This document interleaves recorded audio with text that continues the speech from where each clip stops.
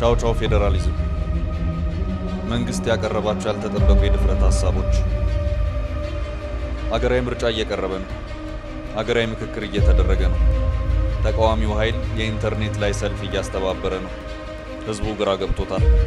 ኑሮን በመደገፍና ሀገር በመውደድ መሃል ያለው ቀጭን መስመር እንዳይበጠስ እየተጠነቀቀ የሚሆነውን ይከታተላል። በዚህ ሁሉ መሃል ነው ያልተጠበቀ የመንግስት ሐሳብ ብቅ ያለው።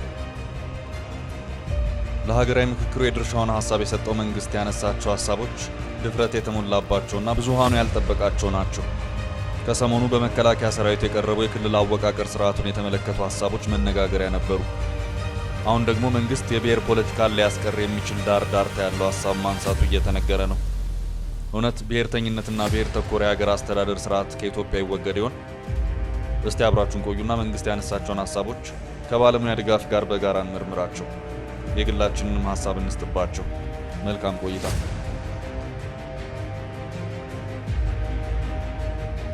በመንግስት በኩል ለሀገራዊ ምክክር ኮሚሽኑ ቢቀርቡ ተብሎ የተለዩ 4 መሰረታዊ አጀንዳዎች እንደሚከተለው ተዘርዝረዋል። አንደኛው ህገ መንግስት የማሻሻል ጉዳይ ሲሆን በዚህም ስር በንዑስ አጀንዳነት የሀገረ መንግስቱ ባለቤትነት ጉዳይ፣ የመንግስት ምርጫ ስርዓት፣ የፖለቲካ ውክልና ማግኘት ጥያቄ፣ የፖለቲካ ፓርቲዎች ማስተዳደር፣ አካታችነትና አዎንታዊ እርምጃዎች፣ የግልና የቡድን መብቶች ብዝሃነትን መጠበቅ፣ የህገ መንግስት ትርጉም ስርዓት፣ የመሬትና የተፈጥሮ ሀብት አጠቃቀም፣ የፌዴራል መንግስት የሥራ ቋንቋን የተመለከቱ ጉዳዮች ተካተዋል።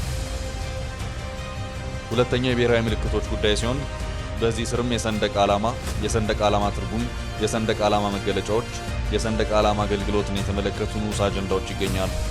ሶስተኛው ታሪክ ትርክትና እርቀ ሰላምን የተመለከተ አጀንዳ ሲሆን በዚህ ስር ደግሞ የታሪክ ብያኔና የወደፊት አቅጣጫችን በትላንት ከመጋጨት ይልቅ ትላንትን በሽግግር ፍትህ፣ በይቅርታና በእርቀ ሰላም ብሔራዊ መግባባትን በመፍጠር መሻገርን የተመለከቱ ንዑስ አጀንዳዎች ቀርበዋል። በዚሁ ስር በጋራና አሰባሳቢ ትርክት ላይ መግባባት መፍጠርን የተመለከተ ንዑስ አጀንዳ የቀረበ ሲሆን እያጋጨን ያለውና አላግባባ ያለን የነጠላ ትርክት በመሆኑና የጋራ አሰባሳቢ ትርክት መፍጠር አስፈላጊ ነው የሚል ነጥብም ተካቷል።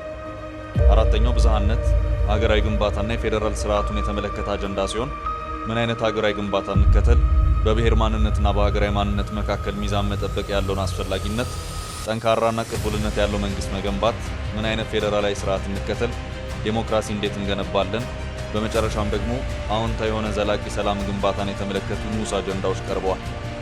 እነዚህ የመንግስት የምክክር አጀንዳ ነጥቦች ደግሞ በሁሉም ዘንድ ቅቡልነት አግኝተው በስተመጨረሻ በሀገራዊ ምክክሩ አልፈው ለመንግስት ውሳኔ በምክር ሀሳብነት ቀርበው ወይም በህዝበ ውሳኔ ወደ ተግባር የሚለወጡ ከሆነ የሀገሪቱን ሁለንተናዊ የፖለቲካ ስርዓትና ሀገራዊ ማንነት ጭምር የሚቀይሩ መሆናቸው ይገመታል። መንግስት ከዚህ ቀደም ህገ መንግስቱን ሊያሻሽል ነው፣ ፌዴራላዊ ስርዓቱንም ለመቀየር ይፈልጋል፣ እንዲሁም ከፓርላሜንታዊ ወደ ፕሬዝዳንታዊ መንግስት ስርዓት እንዲቀየር እየሰራ ነው ሲባል ቢቆይም እስከ ሰሞነኛው የሀገራዊ ምክክር ኮሚሽን መድረክ ድረስ ግን በግልጽ የወጣ የመንግስት አጀንዳ አልነበረ። ከዚህ ቀደም ጠቅላይ ሚኒስትር አብይ አህመድ ለአንድ ወገን ወይም ክልል ፍላጎት ተብሎ ህገ መንግስት ወደ ማሻሻል እንደማይገባ በመናገራቸው ምክንያት ስርዓተ መንግስቱ ላይ የቅርጽ ለውጥ የሚያስከትሉ ግዙፍ ጉዳዮችን ለማሻሻል መንግስታቸው አይሞክርም የሚል ድምዳሜ ሲሰጥ ነበር። መንግስታቸው ወደ ስልጣን ሲወጣ ከህገ መንግስት ጀምሮ ለማሻሻል ለውይይት የማይቀርብ አጀንዳ እንደማይኖር ሲገልጽ ቢቆይም በሂደት ግን ፌዴራላዊ ስርዓቱን ሊያፈርስና ህገ መንግስቱን ሊቀድ እየተንቀሳቀሰ ነው የሚል ውንጀላ ከመንግስት ከወጡና ከሌሎች ተቃዋሚ ኃይሎች ሲቀርብበት ነበር። ይህን ተከትሎ በእነዚህ የፖለቲካ ስርዓቱ ለውጥ በሚያመጡ ጉዳዮች ላይ መንግስት ከአስተያየት መቆጠቡ ደግሞ ጉዳዩን ትቶታል የሚል ግምት ሲያሰጠ ቆይቶ ነበር። ሆኖም ከሰሞኑ እነዚህን ስር ነቀል የሆኑ አጀንዳዎች ለሀገራዊ ምክክር ኮሚሽኑ ማቅረቡ መንግስት ህገ መንግስቱንም ሆነ ፌዴራላዊ ስርዓቱን በተመለከተ የለውጥ ፍላጎት አለው የሚለውን ግምት በተጨባጭ አረጋግጦታል። ይሁን እንጂ የፌዴራል ስርዓቱንም ሆነ ህገ መንግስቱን የመቀየረው ሀሳብ አስፈላጊና አንገብጋቢ ጉዳይ ነው ወይ ከሚለው ጀምሮ እነዚህ ለውጦች ቢደረጉ መለወጣቸው ሊኖር የሚችለውን አንድምታ የተመለከቱ ብዙ ጉዳዮች መወያያ እየሆኑ ነው። ሪፖርተር ሀሳባቸውን የጠየቃቸው 2 የህግ ባለሙያዎችም ቢሆኑ የመንግስትን የምክክር አጀንዳዎች የገዘፈ ፖለቲካዊ ውጤት ሊኖራቸው የሚችሉ መሰረታዊ ጉዳዮች ሆነው እንዳገኟቸውን የተናገሩት የመጀመሪያው አስተያየት ሰጪ የህግ ባለሙያው እንደ ሚካኤል አድማሱ የመንግስት አጀንዳዎች ጉልህ የፖለቲካ ስርዓት ለውጥ ሊፈጥሩ የሚችሉ መሆናቸውን በሰፊው ያብራሩት። ህገ መንግስቱ መሻሻሉና ፌዴራላዊ ስርዓቱ መቀየሩ የሀገሪቱን የፖለቲካ አውድ እንደሚቀይረው ይጠበቃል። ለምሳሌ ከፓርላሜንታዊ ወደ ፕሬዝዳንታዊ መንግስት ስርዓትን የሚቀይረው ሀሳብ ተቀባይነት አግኝቶ ቢጸድቅ በሀገሪቱ ፖለቲካዊ ስርዓት ላይ ትልቅ ለውጥ ማምጣቱ ይጠበቃል። በእኔ ግምት ህገ መንግስቱ በራሱ ጥብቅ የማሻሻያ ድንጋጌ ያለው በመሆኑ ማሻሻያ ለማድረግ በሀገራዊ ምክክሩ በኩል ውይይትና መግባባትን በሚፈጥር መንገድ ቢደረግ የተሻለ ሊሆን ይችላል ተብሎ ታምኖበት እንዲህ ያሉ ጠንካራ አጀንዳዎች የቀረቡ ይመስለኛል። ህገ መንግስት ከማሻሻል አንጻር ብዙ የተሄደበት ርቀት ከዚህ ቀደም የለም። ተሞከረ እንኳን ብዬ ልገልጸው የሚችለው በኮሮና ወረርሽኝ ወቅት ምርጫ ማድረግና ማራዘም አጀንዳ አከራካሪ ሆኖ በመጣ ጊዜ ምን ይደረግ ተብሎ የህገ መንግስት ትርጉም ለማስተካከል ጥረት የተደረገበትን አጋጣሚ ነው። ኢህአዴግ በነበረ ጊዜ ህገ መንግስቱን የማይነካ ጉዳይ የማድረግ ዝንባሌ ነበር። ለምሳሌ መሬት መሸጥ መለወጥ የሚለው ህገ መንግስታዊ አጀንዳ ሲነሳ በኢህአዴግ መቃብር ላይ ነው የሚደረገው የሚል ምላሽ ለተቃዋሚዎች ይሰጥ ነበር። በቀደመው ጊዜ ህገ መንግስቱን ለማሻሻል ጥረት ብቻ ሳይሆን ፍላጎትም ጭምር አልነበረም ማለት እችላለሁ።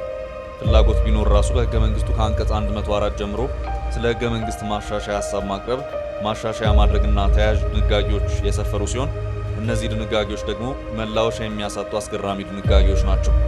በተለይ አንዳንዶቹ የሁሉንም ክልሎች 2/3 ድምፅ የሚፈልጉ ናቸው። የአንድ ክልል 2/3 ድምፅ ከጎደለ የማሻሻያ እቅዱ አይሰራም። ህገ መንግስቱን ለማሻሻል ፍጹም የማይቻል ድንጋጌዎች የተቀመጡበት ነው። ይህ ደግሞ ሆን ተብሎ የሆነ አካልን ለመጥቀም የሆነ ቡድንን ደግሞ ለማግለል ታስቦ ቀደም ተብሎ የተቀመጠ ነው የሚመስለው ብለዋል። ሌላው አስተያየት ሰጪ የህግ ባለሙያ አቶ ዮሐንስ ወልደ ገብርኤልም የመንግስት አጀንዳዎችን የሚደግፍ አስተያየት ነው የሰጡት። አጀንዳዎቹ የብሔር ፖለቲካ ከፈጠረው ቀውስና የሀገር ህልውና እየገጠመው ካለው አደጋ ጋር በተነጻጻሪነት መታየት እንደሚኖርባቸው ነው ባለሙያው በሰፊው የገለጹት። በብልጽግናም ሆነ በመከላከያ የቀረበው የለውጥ አጀንዳ መሰረታዊና ወቅቱን የጠበቀ ለሀገራችንም ፍቱን መፍትሄ ነው ብዬ አምናለሁ።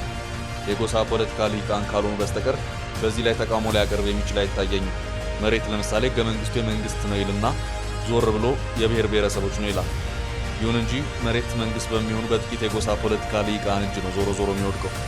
በዚህ መሰረትም በብሔርና በመንግስት ስም መሬትን መሸጥና መለወጥን በሌላ መንገድ ያጧጡፉታል።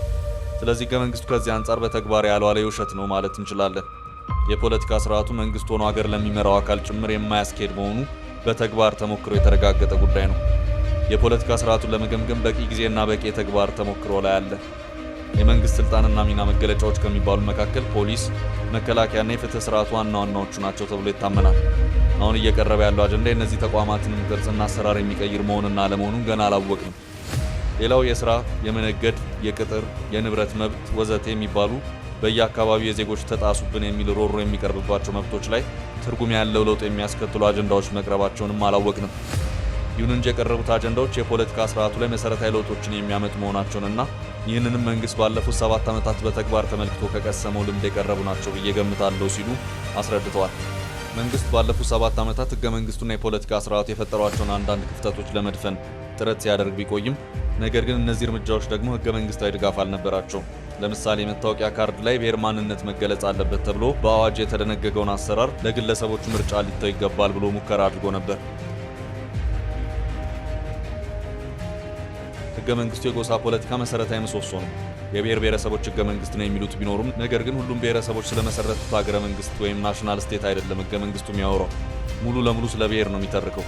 ህዝቡ ሀገራዊ ስሜት፣ ሀገራዊ መግባባትና ሀገራዊ አንድነት እንዲኖረው ለማድረግ የሚተጋ አካል በኢትዮጵያ ከደርግ ውድቀት በኋላ ጠፍቷል። በአንድ ሀገር የሚኖር ህዝብ ስለ ጎሳው ብቻ ሳይሆን የጋራው ስለሆነ ሀገርም ማሰብ አለበት። ይሁን እንጂ የፖለቲካ ስርዓቱ ይህ እንዳይሆን አድርጓል። ኢህአዴግ የፈጠረው የፖለቲካ ስርዓት የሀገር ፍቅር ስሜትን ጨርሶ የሚያጠፋ ነው። ይህን የሀገር ፍቅር ስሜትና አርበኝነት ለመፍጠር የሚሰራ ባለቤት የሆነ አካል እንዳይኖር ተደርጓል። መንግስት በየትም ሀገር ቢሆን ካሉ ስራዎች አንዱና ወሳኙ ሀገር ወዳድነትን በህዝቡ ውስጥ መፍጠር ነው። ይህ ትልቅ ችግር መሆኑን አይቶ ለዚህ መፍትሄ ማበጀት የመንግስት አንዱ ኃላፊነት ነው። ከጎሳ ፖለቲካ ውጭ ለአሳር ሲል የቆየው ኢትዮጵያዊነትና ሀገር ወዳድነትን ወደ ጎን ሲል የነበረው ኢህአዴግ ገና ወደ ስልጣን በመጣ በ7 ዓመቱ የሻዕቢያ ወረራ ሲከሰት ግን ህዝቡን ቅበረኝ ኢትዮጵያን በጋራ እናድን ሲል አይተናል። በዜጎች መካከል አሰባሳቢ አጀንዳ መፍጠርና ሀገር ወዳድነትን መገንባት ሀገርን ሆነ ራስን ከጠላት ማዳን መሆኑን መረዳት አለብን በማለት የተናገሩት አቶ ዮሐንስ በአንድ ሀገር ጥላ ለመኖር ሀገራዊ ስሜትና ሀገራዊ መግባባት መፍጠር ያለውን ወሳኝ ጠቀሜታ ለማጉላት ሞክረዋል። የህግ ባለሙያው አቶ ዮሐንስ እንደሚናገሩት አሁን ያለው ማንነትን መሰረት ያደረገ የፖለቲካ ስርዓት ሀገር ለማስቀጠል የማይችል ነው። የፈለገ ተሽሞንሙኖም ሆነ ተበጅቶ ቢቀርብ የጎሳ ፖለቲካ ትልቁን ማህበረሰብ የሚባለውን አካል ወይም ሀገር በጋራ አሰባስቦ ለመምራት የሚያስችል መሰረት አይሆንም ሲሉ ይከራከራሉ። የጋራ ማንነት ካልተገነባ ሀገራዊ አንድነትና ራዕይ ካልተፈጠረ የጎሳ ፖለቲካ እሳት የሀገር ወሳኝ ምሰሶ የሆኑ ተቋማትን ማፍረሱ የማይቀር መሆኑን አይተናል። የጎሳ ፖለቲካ እሳት መከላከያን የመሳሰሉ የሀገር ደህንነትና ጸጥታ አስከባሪ የሆኑ ወሳኝ አካላትን ቀድሞ የሚበላ ሲሆን ደካማ ሀገር መፍጠሩ የማይቀር ነው። በጎሳ ፖለቲካ አንድ አካባቢን፣ ቀበሌንና አንድ ነገድን ልታስተዳድር ትችል ይሆናል እንጂ ሀገር ማስተዳደር አይቻልም። በጎሳ ፖለቲካ የአንድ ሀገር ፍትህ ስርዓት ማስከበር፣ የዲሞክራሲ ስርዓትን ማረጋገጥ ወይም ጸጥታንና ስርዓትን ለማስተዳደር አይቻልም። የጎሳ ፖለቲካ በግድና በኃይል ቢጫንም የጋራ ታሪክ፣ የጋራ ማንነት፣ የጋራ መግባባት፣ የጋራ ሀገር ወዳድነት የመሳሰሉ የጋራ እሴቶችን አይፈጥርም። እነዚህን እሴቶች ደግሞ በዚህ ህገ መንግስት ውስጥ አታገኛቸው። እነዚህ አንድን ሀገር አድርጎ ህልውናውን አስጠብቆ ለማቆየት የመላው ዓለም ሀገሮች መንግስታት የሚጠበቁባቸው ሀገር መገንቢያ እሴቶች ናቸው። ብዝሃነት ለማስከበር ከጎሳ ፖለቲካ ውጭ አማራጭ የለም የሚሉ ኃይሎች የፈጠሩት የፖለቲካ ስርዓት ነው በኢትዮጵያ የዘለቀው። ይህን ስርዓት የተቃወሙ አህዳውያን ናቸው ይባላል። ይህ ግን ፍጹም ስህተት ነው። የጎሳ ፖለቲካ ሀገር የማስተዳደሪያ የፖለቲካ ዘይቤ አይደለም። የጎሳ ፖለቲካ የኢኮኖሚ ስርዓት ዘይቤም አይደለም። የባህል የቋንቋና የማንነት እሴቶች ማሳደጊያ ሊሆን ይችላል። እሱ ደግሞ ተጠብቆ እንዲቆይ በህግ ትደግፈዋለህ። ከዚህ ውጭ ግን የጎሳ ፖለቲካ የፍትህ ስርዓት፣ የጸጥታ፣ የመከላከያ፣ የዲፕሎማሲም ሆነ የፖለቲካ አስተዳደር ስርዓት ማስተግበሪያ መሆን አይችልም። ይልቁንም ከእነዚህ ጋር ጸብ ውስጥ ነው የሚገባው። በየትኛውም አስተምሮ የፈለገ ብትተነትነው የጎሳ ፖለቲካ ለሀገር አስተዳደር አይበጅም። በጎሳ ፖለቲካ ስለ ፍትህ፣ ስለ እኩልነት፣ ስለ ህግ የበላይነትም ሆነ ስለ ሌላ ሀገር አስተዳደር ስራዎች ልናወራ አንችልም። ይህ ደግሞ በተግባር ተሞክሮ በኢትዮጵያ ታይቷል። የጎሳ ፖለቲካ ልዩነት መፍጠር ነው ዋና ውጤቱ። ልዩነቱ ደግሞ ቀስ ብሎ ቤተሰብ ውስጥ ጭምር የሚገባ ነው። ማህበረሰብን የሚያህል ግዙፍ የሆነ አካል የጋራ ራዕይ እንዲኖረው በማድረግ በመግባባትና በአንድነት እንዲቀጥል ለማድረግ የጎሳ ፖለቲካን ልተግብር ብሎ መጋጋጥ ውጤቱ ከንቱ ልፋትና መሰባበር ነው የሚሆነው። ፕሬዝዳንት የመንግስት ስርዓት መከተል በአንዳንድ አጋጣሚዎች ስልጣንን በተወሰኑ ሰዎች እጅ እንዲከማች ያደርጋል ይባላል። ዴሞክራሲን ለመገንባትም እክል ሊሆን ይችላል ይባላል። ሆኖም እኛ ጠንካራ መንግስት መጀመሪያ ሊኖረን ይገባል። ኢትዮጵያ በጎሳ ፖለቲካ በተዋቀሩ ክልሎች ስምምነት የተፈጠረችና በእነሱ ፍቃድ ብቻ የምትቀጥል እንደሆነች አድርጎ የተሰራውን የሀገር አንድነትና ህልውና ለአደጋ የሚዳርግ ስርዓት መቀየር አስፈላጊ ነው። አምባገነን መንግስት የሚመጣበት ስጋት ቢኖርም ነገር ግን በሂደት ስርዓቱን ማስተካከል ስለሚቻል ፕሬዝዳንታዊ መሆኑን አልቃወሙም። የትኛው ክልል ነው ዛሬ ኢትዮጵያን ህልውና ለማስቀጠል ይሰራል ብለን የምንተማመንበት? ሁሉም እኮ በራሱ የጎሳ ፖለቲካ የተዘፈቀና ባመቸው ቀን በራሱ መንገድ ለመሄድ የተዘጋጀ ነው። ስለዚህ ሀገርን ወደ አንድነት የሚያመጣ መንግስት ያስፈልጋል በማለት ነው ሀሳባቸውን ያሳረጉት።